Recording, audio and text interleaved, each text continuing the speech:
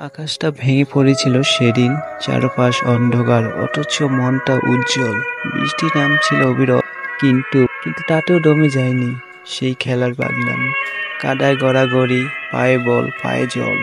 সেই খেলার প্রতিটা মুহূর্তেই যেন ছিল তীর আনন্দ। জয় পরাজয়ের হিসাব ছিল না, ছিল শুধু একটুখানি ভালোবাসা, কিছু দম বন্ধ করা মুহূর্ত আর কিছু পাগলামি।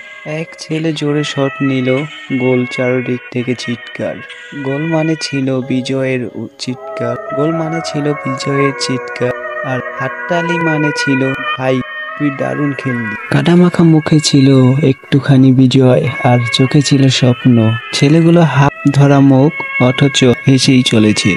সেই ফুটবল খেলায় আজও বুকের ভিতরে বেঁচে আছে, বৃষ্টি ভেজা স্মৃতির পাতায় বন্ধুত্বের প্রতিটা ছোঁয়া। আর সেই এক টুকরো মাঠে যেখানে আমরা কেবল খেলতাম না, জীবনকে ছুঁয়ে দেখতাম।